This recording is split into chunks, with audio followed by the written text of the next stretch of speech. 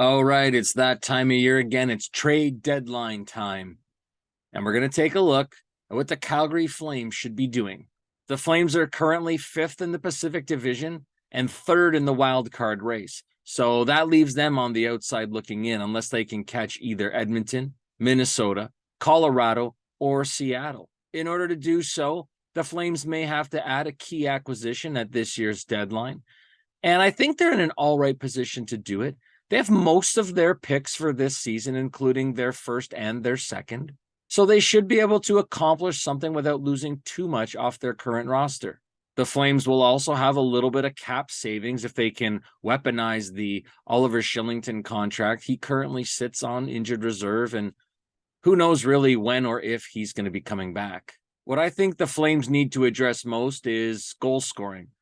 They haven't done that very well this year. They sit right around the middle of the league. And hey, who couldn't use a few more goals? Getting a deal for a player like that may involve some salary cap gymnastics and some salary retention on the part of the Flames trading partner. Making this type of a move would probably involve some salary cap gymnastics and also some salary retention by the Flames trading partner.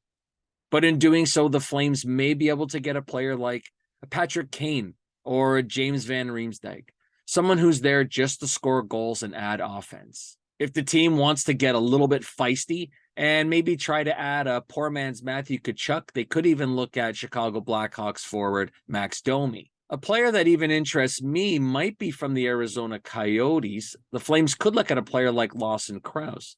Now, he is signed to a longer-term deal, about $4 million per. So there would be some given some take there on a trade like that, but he might be the type of player that could really help them. I don't want to just say Luke Schenn because I think his name's getting tossed around with just about every team because he's a useful depth player. The same can be said for Vladislav Gavrikov of Columbus.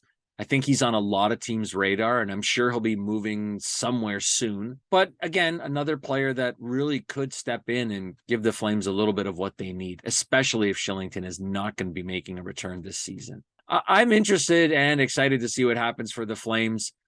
They are a good team. They've obviously had some struggles. But if they can make the right move and get hot down the stretch, they have the type of team that can really do some damage once the playoffs start. Let me know what you think in the comments below. Do you have anyone on your Calgary Flames deadline day wish list that I overlooked? Or what am I maybe missing here? The Winnipeg Jets have been one of the better teams in the NHL this season.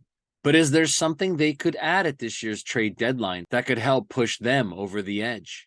The Jets are already a good team, and with the way this roster is currently constructed, they could go far on a long run in the playoffs. So maybe when we're looking at moves to make, let's not do anything too dramatic. The Jets were able to compensate for a recent injury to Cole Perfetti by going out and getting Nashville's Nino Niederreiter. They did that with only giving up a second-round pick, and for the versatility that he brings to the team, I think that's an excellent move. Niederreiter is a great skater, good 5-on-5 player who chips in offense off the wing. But this Winnipeg team is not the most gifted offensively, especially this season. So that might be an area that they might want to address. Still, I'm really only looking at depth moves for them.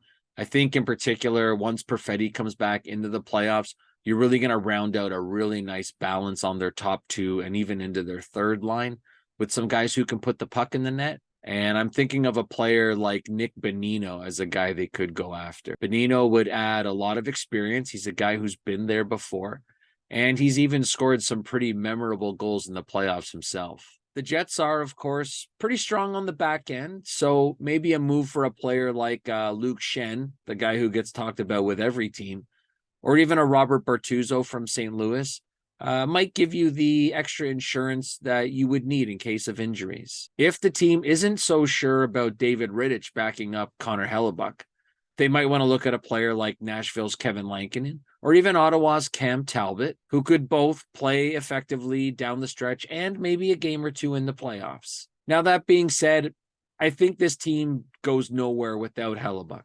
He is a huge part of this team's success.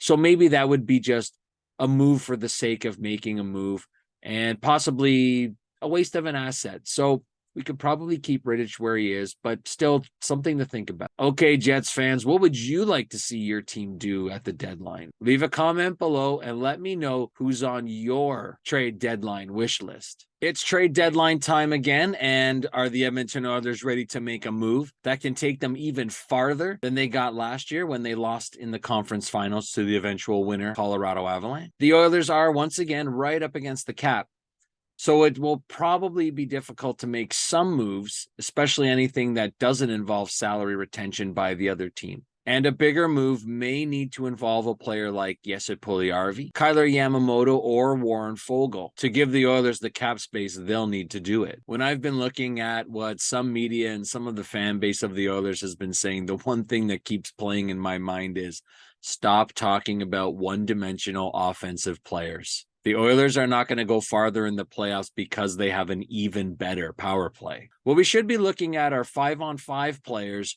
who are doing a good job while Draisaitl and McDavid aren't on the ice, or players who can play with them who will help them be as good as they can be in all situations. The name Vladislav Gavrikov is out there for a number of teams, and I think the Edmonton Oilers would be wise to take a look at a player like that. He is a pending UFA. So who knows if the Oilers would be able to retain him after the season, but maybe they'll worry about that after the Cup parade. Now, every time I look at the Columbus Blue Jackets and think about trades, the name Boone Jenner always pops into my mind. If I'm a team looking at the Columbus roster, that's the player I think I want. Solid player in all ends, having a good offensive season this year, signed for another few seasons, a little over $3.5 million against the cap. It's an ideal player for a team like the Oilers.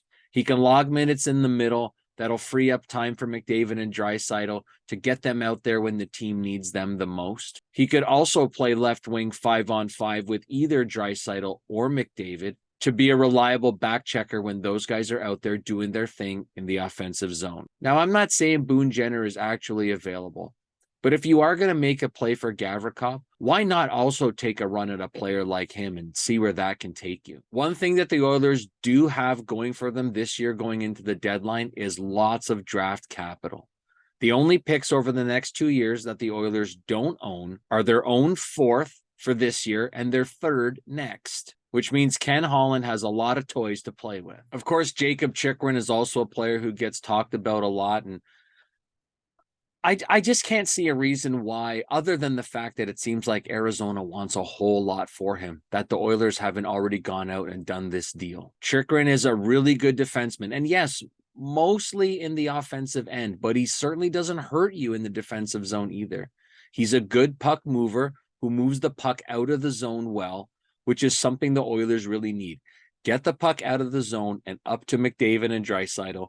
Let them do their thing in the offensive zone. The only thing really left to do is for Ken Holland to just make a decision and say, I'm going to do this. I'm going to make the move that needs to be made. Even if it really costs us more than it probably should, it's for the best right now when we have the best chance to win. And no one is going to care how many draft picks you gave up when you're sitting on top of the party bus carrying the Stanley Cup through the streets of downtown Edmonton. Now, when I saw the move that Winnipeg made, picking up Nino Niederreiter from Nashville, I couldn't believe that if that was a player that really was available, if his name was out there, how did the Oilers not try to make a play for this guy? If all he went for was a second-round pick, surely the Oilers could have at least matched or come up with something a little bit better. And lastly, another name that popped into my head when I was thinking about what the Oilers could need is Carson Soucy. But of course, he plays for Seattle. It's a team that's trying to catch the Oilers. I don't really see them making that move. And weirdly, I don't even know why his name's getting talked about. Yeah, sure, he is a pending UFA, but if Seattle really is trying to make the playoffs, why would they be getting rid of a player like him? What do you think it's going to take to get this team to the promised land? And that's it for this one. Thanks for watching, and I'll see you next time.